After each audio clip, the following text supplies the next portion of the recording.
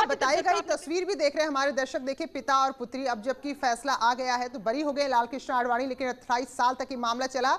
तो पुत्री प्रतिभा आडवाणी है, साथ में पिता लालकृष्ण आडवाणी है। तो देखिए कैसे हाथ पकड़कर जब ये फैसला आ रहा था, जाहिर सी बात है कि फैसले के घड़ी जो होती है उसमें हर कोई कहीं ना कहीं थोड़ा बहुत डरा जरूर रहता है। तो ये बड़ी एक्सक्लूसिव तस्वीर आप देखिए, देश के उप प्रधानमंत्री रहे लालकृष्ण आडवाणी, और आज जब ये फैसला आया तो उस वक्त कुछ इस तरह से इन फैसले का इंतजार किया जा रहा था। तो अनामिका, क्योंकि लालकृष्ण आडवाणी और बाकी 6 लोग तो नहीं पहुंच पाए, और जो लोग पहुंचे थे अदालत में, तो उनसे किसी से कोई बातचीत हो सकती है क्या? देखिए 6 लोग जो पहुंच नहीं पाए थे, बेशक वो पहुंच नहीं पाए कोरोना की वजह से या बाकी अलग अलग कारणों की वजह से, लेकिन सांसें उनकी भी अटकी होंगी, क्योंकि वो दौर याद करिए आज से 28 साल पहले और 28 साल के बाद जब कोर्ट में मामला चल रहा था, जब 2 सितंबर को ये कह दिया गया था कि भाई 30 सितंबर को फैसला आना है। तो भले अभी जो माहौल देख रही हैं वो बहुत बेहतर है, वो सारे लोग बरी कर दिए गए हैं, लेकिन उस वक्त जो साक्ष्य दिए गए थे उस आधार पर यह कहा जा रहा था कि शायद सबको राहत नहीं मिलेगी। लेकिन जज साहब ने जैसे ही अपना फैसला पढ़ना शुरू किया तो पहली लाइन में ये कहा कि जो आरोप ये लगाए गए कि पहले से ही षड्यंत्र रचा गया था, पूर्ण नियोजित था, तो जो साक्ष्य है वो फैब्रिकेटेड है, यानी कि वो साक्ष्य बनाए गए हैं, वो साक्ष्य असली नहीं है। लिहाजा जो आरोप लगता है कि षड्यंत्र रचा गया, पहले से प्लान किया गया था, ऐसा कुछ भी नहीं था। इसके अलावा अशोक सिंघल जो विश्व हिंदू परिषद के बड़े नेता रहे, उन पर भी ये आरोप लगाए गए थे, बहुत सारे लोगों पर गंभीर आरोप लगाए गए थे। लेकिन आज सबके लिए आज राहत भरा दिन, राहत भरी खबर, ऐतिहासिक मामले पर ऐतिहासिक फैसला, और कोर्ट परिसर के बाहर भी पल पल तस्वीर बदल रही है। तस्वीर जो बदल रही है वो हम आप तक पहुंचा रहे हैं। जहां तक आपने जिक्र किया विनय कटियार का या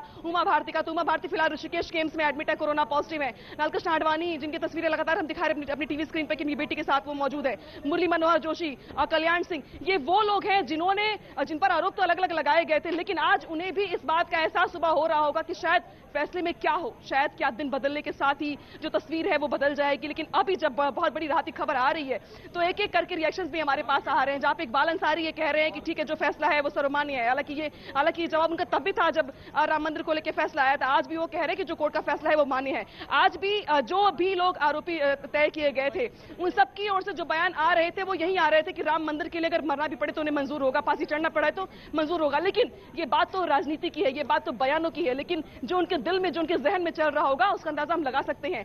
फिलहाल इस बड़े फैसले के बाद बड़ी राहत उन लोगों के लिए, और इस बीच जो वकील है वो देखिए अभी बाहर आकर अपनी बात रख रहे हैं। वो फैसले को, चूंकि फैसले की कॉपी बहुत बड़ी है, बहुत ज्यादा पेजेस है, तो उनको पढ़ करके समझने का प्रयास कर रहे हैं कि जो आगे जो फॉर्मेलिटीज होंगी। हालांकि बहुत बताया जा रहा है कि कुछ लोगों को अभी जो निजी मुचलका भरना पड़ेगा, जो लीगल फॉर्मेलिटीज है वो करनी पड़ेगी, इसी वजह से कोई अभी बाहर नहीं आ पाया है। लेकिन जो उनके वकील है वो आके समझाने का प्रयास कर रहे हैं, पत्रकारों को भी अपनी बात रख रहे हैं कि किस आधार पर यह फैसला किया गया, आरोप क्या क्या लगाए गए थे, फैसला कितना बड़ा है और आगे इसमें क्या हो सकता है। क्योंकि जज साहब ने यह भी कहा कि अगर कोई जाना चाहता है सुप्रीम कोर्ट तो सुप्रीम कोर्ट भी जाए वो, लेकिन आज जो फैसला आया उसके मुताबिक सभी आरोपियों को बरी कर दिया गया है।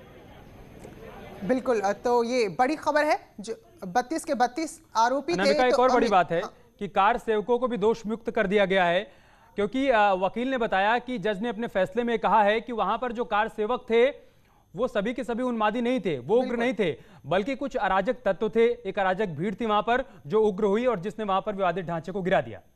इसका मतलब है ना कि कार सेवक भी सभी दोषमुक्त हो गए।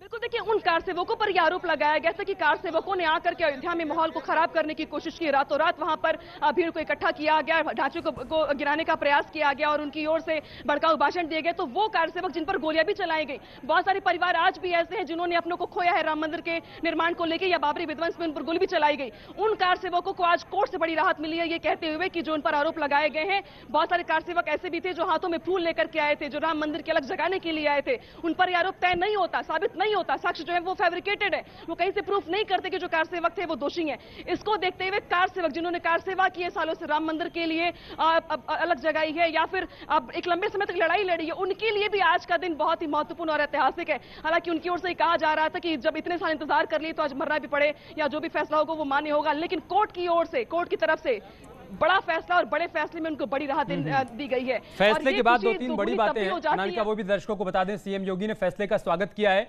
उन्होंने कहा है कि न्याय की जीत हुई है।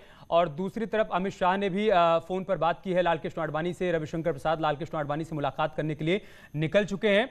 तो पल पल जो अपडेट सामने आ रहे हैं वो भी हम दर्शकों के साथ साझा कर रहे हैं। सीएम योगी ने सबसे पहले प्रतिक्रिया दी, उन्होंने कहा कि हम फैसले से खुश हैं, इसका स्वागत करते हैं और 28 साल बाद न्याय की जीत हुई है। प्रीति, बिल्कुल। और अमित, ये तो चले हम कानूनी दावपेचों की बात करें कि लेकिन जब ये घटना हुई थी दिसंबर 1992 में, तो राजनीति भी इस पर खूब हुई। हालांकि बीजेपी के लिए उस वक्त भी इसने एक बहुत अच्छी शुरुआत का काम किया, लेकिन अब यहाँ जो आरोप लगते थे, अब जबकि बड़े चेहरे जो बीजेपी के थे वो बरी हो गए हैं, तो इसका भी आगे हमें असर देखना होगा। तो राजीव, क्योंकि अगर हम हाशिम अंसारी की बात करें, अब उनके पुत्र इकबाल अंसारी की बात करें, हमेशा से हमने देखा है उनका एक ही मानना था कि अगर अदालत में मामला है तो बस अदालत की बात मानेंगे, और वो बात अब भी दोहरा रहे हैं। लेकिन इसके अलावा कई लोग हैं जो कहते हैं कि इसकी क्या गारंटी कि फिर मस्जिद नहीं बन सकती, जब मंदिर को लेकर फैसला आया, और ऐसे ही आज जब फैसला है तो कह रहे हैं कि आगे अदालत में जाएंगे। तो अभी इन चीजों को खींचने की कोशिश भी अगर होती है तो लगता नहीं कि बहुत ज्यादा अब इस पर फोकस रहेगा देश का।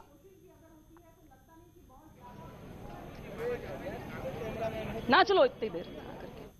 राजीव, बड़ा मुस्लिम वर्ग ये चाहता था कि जो अयोध्या से विवाद है उसका निस्तारण होना चाहिए, और जो एक लंबे समय से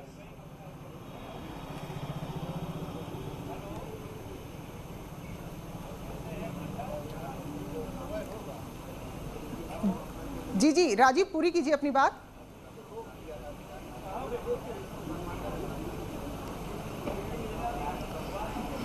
देखिए, एक लंबे समय से हिंदुस्तान का जो एक लंबे जो काफ़ी संख्या में जो मुस्लिम वर्ग से जुड़े लोग हैं वो ये चाहते थे कि जो एक लंबे समय से अयोध्या से विवाद जुड़ा है, जिसके नाम पर राजनीति की जा रही है, उसका समापन होना चाहिए, उसका निस्तारण होना चाहिए। तो एक और जहां 9 नवंबर को पहले ही अयोध्या में राम मंदिर निर्माण का रास्ता साफ हो गया है, वहीं बाबरी विध्वंस का मामला जो 6 दिसंबर 1992 का हुआ था, उसको लेकर भी आज एक ऐतिहासिक फैसला आ चुका है। अब जैसा कि आपने सुना, इकबाल अंसारी का साफ कहना है कि वो ये नहीं चाहते कि ये मामला आगे बढ़े। उन्होंने हिंदुस्तान के मुसलमानों से भी अपील की है कि वो अदालत के फैसले का सम्मान करें, क्योंकि ये फैसला कोई 1-2 दिन में नहीं सुनाया गया है, बल्कि 28 साल लगे हैं। 28 साल दोनों पक्षों के लोगों ने अपने सबूत पेश किए हैं, अपने गवाह पेश किए हैं, उसके बाद ही आज सीबीआई के विशेष जज ने यह फैसला सुनाया है। उन्होंने साफ किया है, और अमूमन होता भी है कि जब कभी इस तरह की भीड़ होती है तो जो घटनाएं होती हैं वो आक्रोश में होती हैं, वो पूर्व नियोजित नहीं होती है।